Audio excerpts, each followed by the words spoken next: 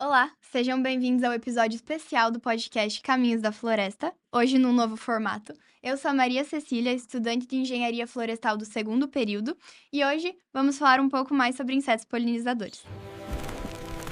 Podcast Caminhos da Floresta, o podcast mais verde e amadeirado da UTFPR Dois Vizinhos. Bom, gente, então hoje eu tô aqui com a Flávia, que vocês já conhecem, Olá! né? E ela vai conduzir esse episódio comigo. Hoje a gente tem um formato especial, diferente, em vídeo, para combinar com o nosso convidado muito especial de hoje, que é ninguém mais, ninguém menos que o coordenador do nosso curso de Engenharia Florestal, Cláudio Thomas. Olá, Flávia. Olá, Maria Cecília, tudo bem? Tudo Obrigado certo. pelo convite em participar aqui. É bom conversar com vocês e espero contribuir em alguma coisa aqui nessa nossa conversa legal, descontraída que vai ser. Com certeza vai ser muito legal. Então, no episódio passado, a gente falou sobre os insetos polinizadores, as ameaças que eles sofrem e práticas sustentáveis que a gente pode ter. O episódio de hoje, querendo ou não, é uma continuação, vai ser sobre os insetos polinizadores, porém a importância deles na agricultura e na alimentação. Cláudio, eu fiquei sabendo que você é um meliponicultor. Conta mais pra gente como surgiu esse interesse pelas abelhas. Então, é, como vocês sabem, eu sou engenheiro florestal, né? Uhum. Atuo aqui no curso já há um bom tempo e esse interesse na verdade, eu tive uma vontade de trabalhar com abelhas já quando eu era bem novo, adolescente ainda. Só que aí com abelhas de ferrão, aquela abelha que produz o mel Uhum. mais tradicional, normal que a gente encontra nos mercados. Eu, meu pai, meus irmãos lá produzindo as colmeias, as caixas, enfim, são lembranças boas. E depois disso, acabei que não trabalhei mais, nem com abelhas apis de ferrão, nem com as sem ferrão, né? Passou muito tempo e agora faz uns 6 anos, mais ou menos, eu acho que foi final de 18, em 2019, por aí, que eu voltei a ter interesse e a, de fato, a trabalhar com essas abelhas. Inicialmente comecei com espécies mais simples, né, mais normais de serem encontradas, né, e depois eu fui estudando, descobri que existem várias espécies muito interessantes, muito legais de trabalhar, muito diferentes, umas das outras, cada uma com os seus segredos para trabalhar, e isso vai atraindo, vai Mas dando é vontade para trabalhar interesse, com o elas. interesse da infância, então, não sabia, que legal. Isso, é já desde muito tempo atrás, né? Lá da minha adolescência, lá que eu ajudava o pai a cortar as madeiras lá na Serra Circular, as tábuas, para produzir os caixilhos, as caixas, enfim. Que Mas legal. naquela época era para abelha com ferrão, Uhum. né? Deve ter lembranças boas, né? Sim, com certeza. Você consegue explicar para nós qual que é a diferença de apicultura e meliponicultura? Sim. Então, assim, ó, quem trabalha com apis, no caso apis mellifera, possui apiário para produção de mel, Uhum. pólen, própolis também, né? E o meliponicultor é quem tem um conjunto de colmeias de abelhas sem ferrão. No caso, podemos utilizar a sigla ASF, que é muito Sim. popular, né? Abelha sem ferrão, né? É de diferentes gêneros ou espécies. Mas é interessante essa diferença, porque eu acho que o pessoal, todo mundo geralmente acha que é tudo apicultor, né? Todo mundo fala apicultor pra Exato. tudo. Geralmente você Sim. não Uhum. ouve Não é muito esse conhecido, negócio de não. meliponicultura. Não, não, não, não houve, não. Poucas pessoas conhecem, mas está sendo mais difundido, né? E bem rapidamente. Se você pegar aí há 8, 10 anos atrás, pouquíssimas pessoas trabalhavam com essas abelhas e conheciam elas. Hoje já está bem mais difundido. Existem muitos meliponicultores já trabalhando com várias espécies e produzindo vários produtos, né? E o meliponicultor, ele trabalha mais com abelha nativa? Sim, são só abelhas Só nativas. nativas, então. Todas elas são Nossa, nativas, né? bem legal isso, né? Uhum, Importante. Uhum. todas. Ajuda muito na A apis, conservação, né? exato, a apis mellifera, ela não é nativa, Sim, né? Uhum. é exótica, né? Exato, exato.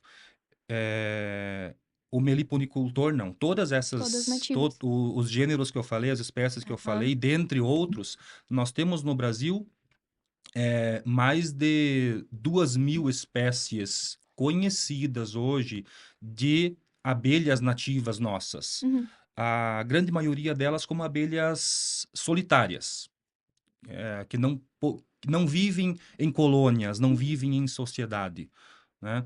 Mas em torno de 260, 240, eu acho, alguma coisa nesse sentido, espécies De nativo. conhecidas, nativas, que vivem em colônia. É bom isso, né? Porque o pessoal fala muito da apis. Ah. E daí Exato, esquece as nativas às vezes. exato, aham. E qual foi a maior dificuldade que você já encontrou no mundo da meliponicultura? Olha, desde que eu comecei, isso lá em 2018, 19 mais ou menos, já melhorou, mas o que eu senti muito é a falta de literatura, falta de conhecimento sobre essas espécies nativas nossas. Uhum. São espécies trabalhadas no Brasil há muito tempo. Os indígenas sempre trabalharam com essas espécies para a produção de mel e manejaram elas, tá? Então, mas sempre num modo mais tradicional, né? Sem deixar escrito ou raramente deixando registrado conhecimento e melhorias do manejo. Então, essa foi uma dificuldade que eu encontrei. Pouca literatura, pouco conhecimento escrito ou gravado, né, para dar suporte. Grande parte do conhecimento que eu consegui, que lá no início não tinha nenhum, era nada, né?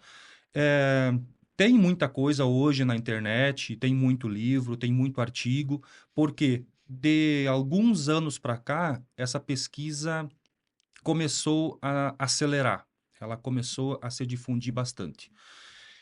Hoje já tem bastante, mas nada comparado ao que existe da APIS. Porque na APIS já existe um manejo consolidado, várias técnicas testadas, algumas técnicas já descartadas, porque surgiram outras melhores, tamanho de colmeia não, tamanho de caixa, né? Tamanho de ninho, sobreninho, manejo de rainha, alimentação. Existe já tudo, quase que protocolo para tudo, né? Para as abelhas sem ferrão, não. Existe pouco, e muito do conhecimento que eu consegui, e principalmente prática, foi falando com pessoas. Que nós temos aqui na região várias pessoas que trabalham com abelha sem ferrão já há muitos anos. Estamos falando de 20, 30 anos que esse pessoal está Experiência trabalhando. boa, né? Exato, a experiência. E considerando pouco material e muitas vezes um material com uma informação talvez não tão testada, né, tão aprimorada, o contato com pessoas com experiência para passar, para conversar, para ajudar a manejar, abrir uma colmeia, olhar dentro, saber entender. A rainha está em cima, a rainha está embaixo, os discos de cria maduros estão em cima, estão embaixo, estão no meio. Quando que fica bom para fazer a divisão, né, para multiplicação de colmeias? Tudo isso só lendo, só vendo vídeos é muito difícil. Então é muito importante esse contato que eu tive aí com 3 ou 4 pessoas aqui de Dois Vizinhos, de São Jorge, né? Pessoas que me ajudaram nesse manejo, me dando dicas muito valiosas que eu não encontrei, assim, como informação difundida. Então esse é um problema que eu verifiquei. Vou puxar já, então, outra pergunta seria se você acha que essa questão da polinização, a importância dela na alimentação e na agricultura tem a visibilidade que deveria ter? Creio eu que você vai falar que não, né? Que falta ainda visibilidade e Falta. curiosidade das pessoas no assunto, né? Sim, realmente falta essa interpretação, falta esse entendimento. Em outros países isso já existe, já acontece. Se você pegar, por exemplo, em alguns países da Europa ou nos Estados Unidos, o trabalho com abelhas é muito profissional, é muito evoluído. Existem produtores lá, apicultores principalmente, né, que possuem toda uma estrutura muito profissional de transporte de colmeias para regiões de florada, de acordo com como vai mudando a região de florada, que a gente chama de pasto apícola, né, ou pasto meliponícola, ou dependendo se for para apis ou para abelha sem ferrão, né? Então, lá já existe esse conhecimento, aceitação da importância da polinização para a produção de alimentos. Aham. Muito consolidado, porque se entendeu, se comprovou que a utilização de polinizadores, e aí principalmente abelhas, que não são só abelhas que são polinizadores, né? Existem desde mamíferos, enfim, borboletas, mariposas, outros insetos, né? Mas de todos os insetos, de 60% a 70% da polinização é feita por abelhas. Sim. E isso se fala em bilhões de reais ou de dólares de incremento na produção a nível de país, falando, né? Quando se tem polinizadores eficientes, contribuindo com o aumento da produção, mas não só o aumento da produção, mas também a qualidade do produto produzido, a qualidade do fruto, a qualidade da semente, tá? Um fruto mais bem formado, uma semente com um número maior de nutrientes e com um potencial de germinação mais adequado, enfim, de forma geral, mais formada. Tanto é que o pessoal lá paga e paga bem para os apicultores levarem as suas colmeias até a sua produção. E então, o apicultor, ele recebe o valor do aluguel, então, para fornecer o serviço das abelhas Que para legal. polinização, e Não de sabia quebra ganha o dessa. mel. Que Olha massa. Né? só. Ganha o mel, o pólen, o própolis, Hum. tudo isso. Mas né? as Só abelhas benefício. fazem muita coisa por nós, né? Pela economia, por tudo, e a gente não dá a devida Exato. importância que tinha que dar. No Brasil está melhorando. Tá? Até poucos anos atrás ainda era muito questionado, mas hoje, conforme eu falei antes, né, e ligando com a Sim. conversa, a pesquisa tem aumentado, o conhecimento está sendo difundido, e os agricultores, principalmente, que produzem algumas variedades que são completamente dependentes da polinização, já entenderam isso. Como, por exemplo, o pessoal da produção de maçã. Uhum. A produção de maçã é completamente dependente da polinização por insetos. Sim. Então, o pessoal já está pagando, isso está chegando no Brasil, já está acontecendo há um tempo e tem se intensificado. O pessoal está pagando os apicultores e acredito que em breve vão começar a pagar meliponicultores também para levar lá as suas abelhas sem ferrão também para polinização. Aí nós temos o exemplo da maçã, temos o exemplo das cucurbitáceas, por exemplo, né? Vamos citar aí algumas espécies de abóbora, de moranga, o melão, a melancia, são espécies completamente dependentes ou quase que totalmente dependentes da polinização. Então, isso tem aumentado bastante no Brasil. Aí tem essas variedades, essas cultivares que são completamente dependentes da polinização, e tem outras que são parcialmente dependentes. Uhum. Até, por exemplo, vamos falar da própria soja, né? Que o pessoal acha que não há necessidade da polinização. Não, de fato, não há a necessidade da polinização, Mas é algo que ajuda. Né? mas contribui. Já existem valores disso. Você trabalha entre 12% e 18% de aumento da produção. Uhum. Né? Então, mesmo variedades que não possuem, ou espécies que não possuem a necessidade absoluta para produzir, normalmente você tem uma melhoria na quantidade produzida e também na qualidade do produto produzido. Em aparência, em cor, em sabor, em textura. Tudo isso temos a contribuição. Só coisa boa. Só coisa boa. Ganha o produtor, ganha o meliponicultor, ganha o apicultor, ganha as abelhas, Todo porque mundo. elas se alimentam, elas Só conseguem vantagem, fortalecer. Só vantagens. Só vantagens.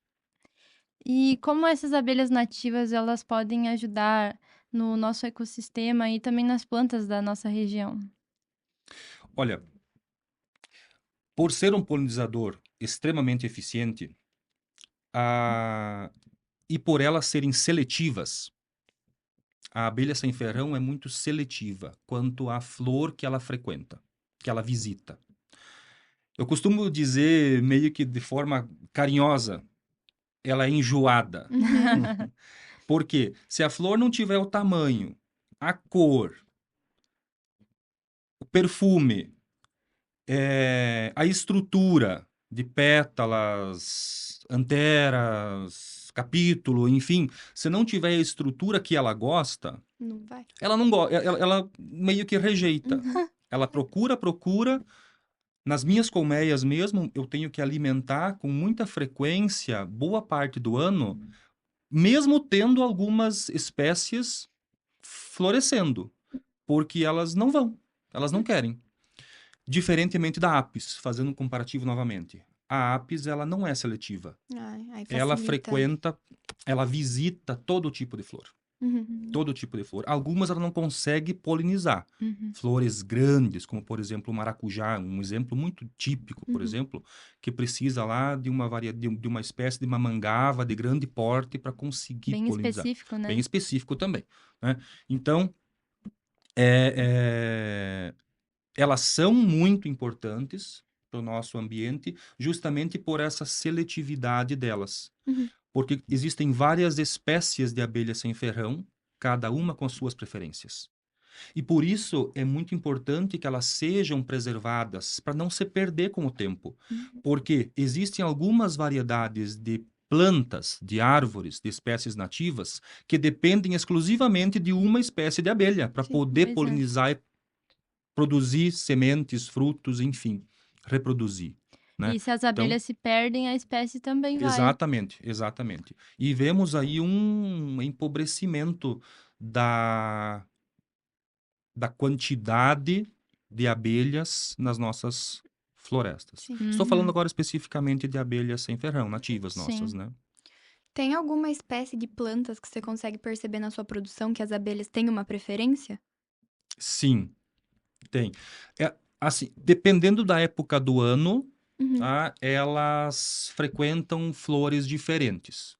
Estamos agora já quase que passando, mas final de outubro para novembro são os meses de maior produção de mel, digamos Uhum. assim. Por quê? Existe uma maior oferta de recursos na floresta. Né? Recursos que eu digo principalmente néctar e pólen, Uhum. porque é o que elas, Primavera. além de resinas, mas resinas de plantas elas coletam praticamente o ano todo. Mas nessa época agora temos uma grande produção, por exemplo, da uva do Japão, que Uhum. apesar de ser uma espécie exótica, ela é uma espécie que contribui muito com a meliponicultura ou apicultura. Estamos agora na época de grande produção de mel do ano, mas não só da uva do Japão, é claro. Estamos num período do ano em que muitas espécies estão florescendo, Sim. né? Espécies de flores ou de plantas que elas gostam, que elas costumam frequentar.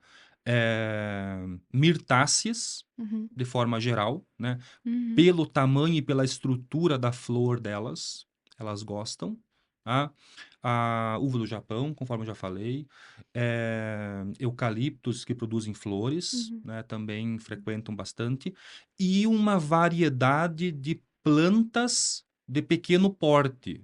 Aquilo que a gente chama de capoeira, por Aham. aí, e que está cada vez diminuindo mais, né? Pior que é. Porque essas áreas de capoeiras estão sendo transformadas quase todas em agricultura ou pastagem, né? Então, o pessoal está tirando, né, por exemplo, o alecrim do campo.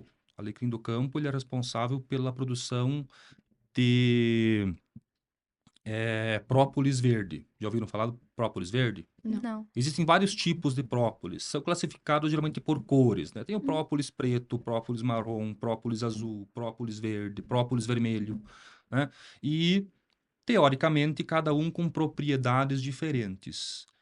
Algumas iguais, mas algumas diferentes, que produzem benefícios diferentes. O própolis verde é conhecido atualmente como um dos melhores. E o alecrim do campo, o pessoal também chama de vassoura, vassourão, né? É o responsável pela produção do própolis verde.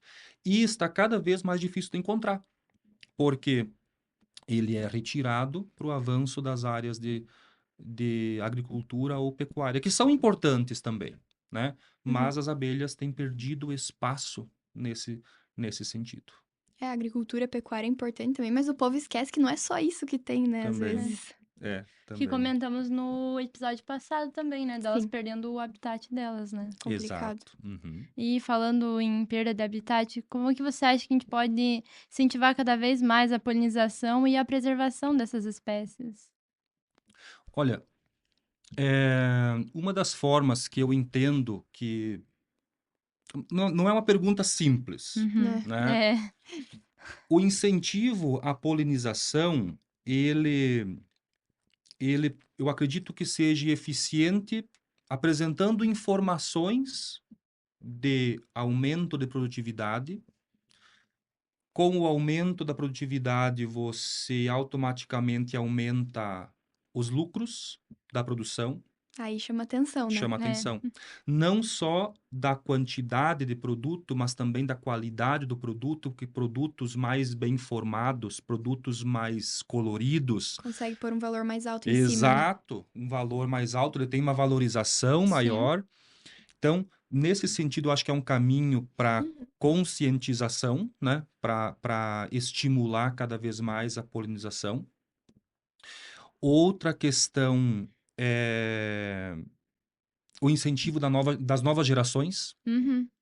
das pessoas mais jovens, de crianças. Porque, que nem você falou, tem muito conhecimento dos antigos que acabam não sendo passados para as novas gerações, Isso, né? exato. E daí, se for, conforme foram sendo passados, vai gerando um maior interesse, né? Sim, exato.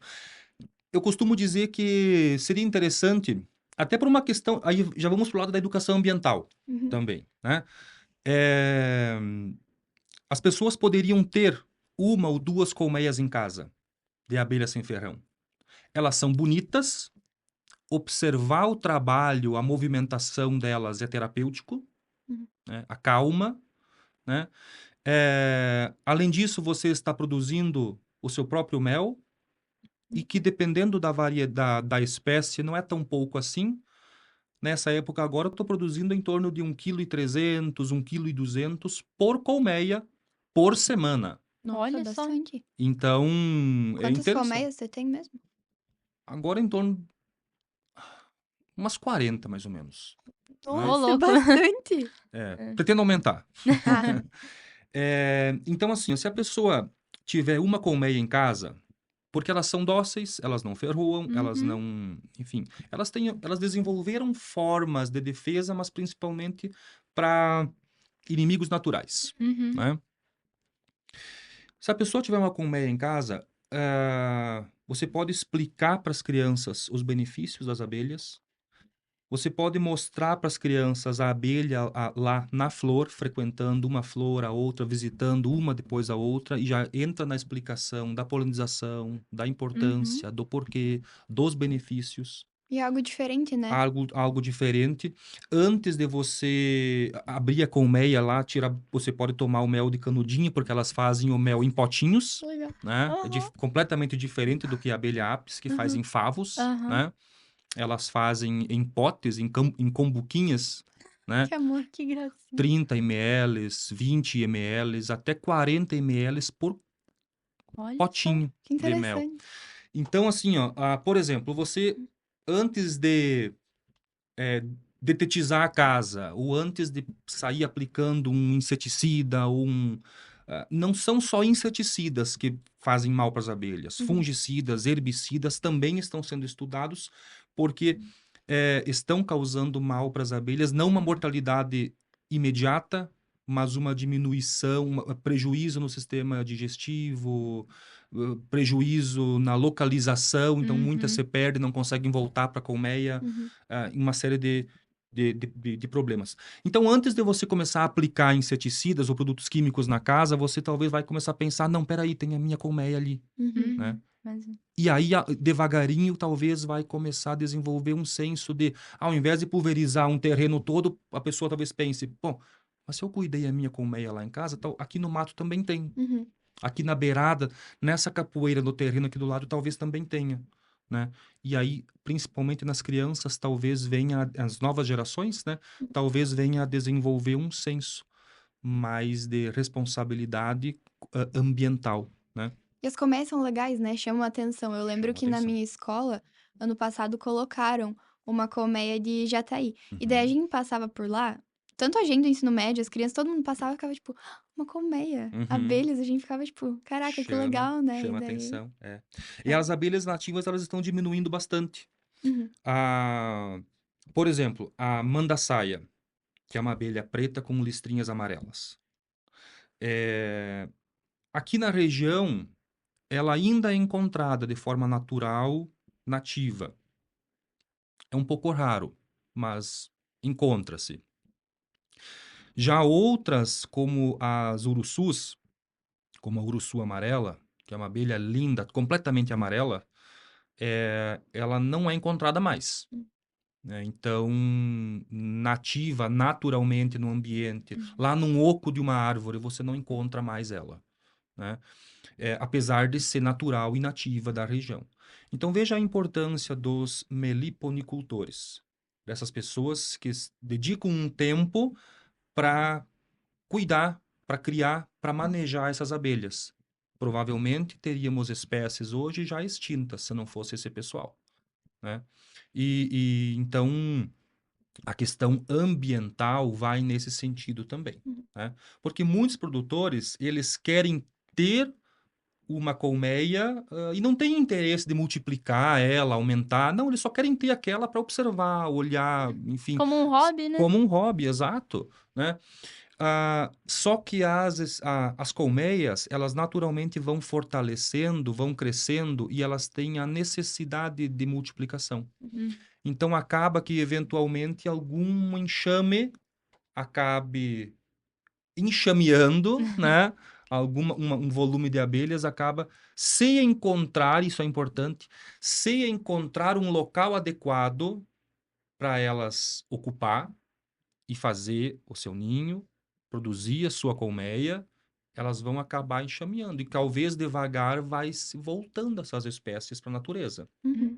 Mas isso não é tão simples. Por quê? Uma jataí, que é uma abelhinha pequena, ela consegue se acomodar num ambiente pequeno. Numa árvore fina com um oco pequeno. Já outras abelhas, como a mandaçaia, as urussus, maguaraipo, né? Elas são abelhas maiores, elas têm quase o tamanho de uma apis. Então, elas precisam de um oco grande de uma árvore. Que está onde? Em uma árvore grande, velha. E que existem poucas assim hoje. É. Então, o problema principal é o local para nidificação. O local para elas encontrar que seja adequado para elas conseguir se instalar, produzir uma colmeia forte, resistente, com suas castas lá bem distribuídas, com as suas atividades, seus trabalhos delimitados, definidos. Né? Então, esse é um problema. Então, veja que não é tão simples. Vamos aumentar a quantidade de espécies novamente na natureza. Vamos começar a soltar, né? Vamos, enfim, né? Vamos cercar um local e deixar uma capoeira crescer e em breve as abelhas vão conseguir utilizar. Não, porque elas Quem dera fosse precisam de fácil. árvores de grande porte Uhum. para isso. E essas estão cada vez mais raras. E as existentes já têm uma colmeia lá. Sim. Então não é tão simples. No primeiro episódio, eu acho que foi, a gente comentou sobre os insetos polinizadores como indicadores biológicos. O que você acha sobre as abelhas sendo indicadores biológicos na questão florestal ou em questão de uso de agrotóxicos e pesticidas? Então, a questão de indicação biológica, no sentido de, por exemplo, para saber se uma floresta é saudável, para saber se uma floresta tem a sua estrutura completa, vem nisso que eu acabei de falar, né? Uhum. Se você tem um número maior de espécies e dentro da mesma espécie um número maior de colmeias, é um indicativo de uma floresta saudável, uma floresta que possui desde árvores jovens, todos os estratos até árvores de grande porte, que permite, dependendo da espécie, fornecer um ambiente adequado para elas multiplicar e se manter. Além da, óbvio, a produção de recursos para elas, como principalmente néctar, pólen e resinas. Como indicadores biológicos quanto à existência de molécula química, né, ou agrotóxicos. Existem os casos extremos, né, da mortalidade da colmeia toda, né, que literalmente você junta com as mãos cheias, né, abelhas mortas na frente da caixa, na frente da casa delas, né, da caixa, quando existe a aplicação de algum produto sistêmico e mais forte, né, que a abelha tenha contato e consiga chegar na colmeia de volta e lá dentro contamina tudo. Né? Então, é uma mortalidade generalizada. Esses são casos extremos. Outra situação que pode acontecer é a desorientação. Elas saem da colmeia, as operárias saem voar, buscar recursos. Quando tem contato com essas moléculas químicas, não conseguem mais encontrar o caminho de volta. Não conseguem mais encontrar a colmeia delas. E acabam se perdendo e por ficarem sozinhas morrem. Se perdem, né?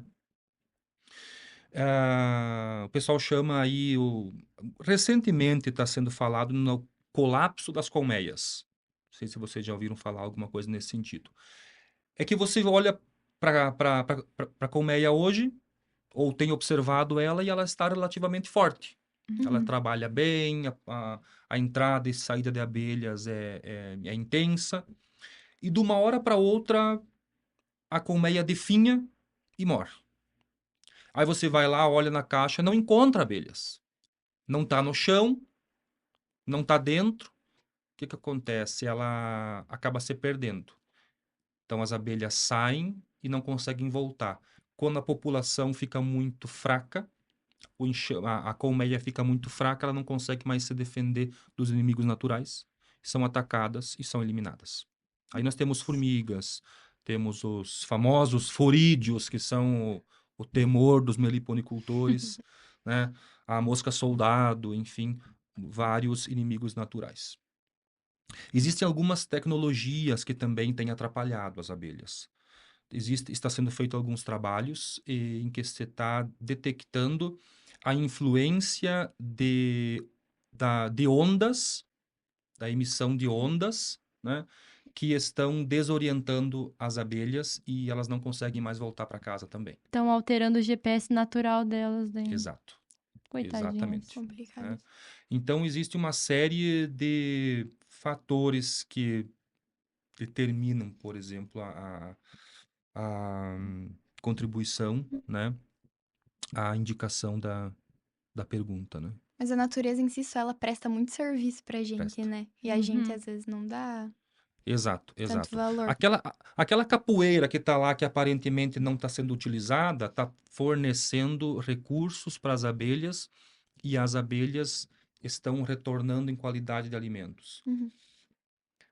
Considerando que 90% de todas as espécies que produzem flores dependem de polinizadores, e considerando que em torno de 75% de todas as espécies agrícolas precisam de polinização, deveríamos dar mais Com certeza. valor, né? Sim. Acho que as perguntas que a gente tinha foram isso, né? Tem algum tópico que você queira abordar mais, Cláudio? Ou alguma informação que você queira contar?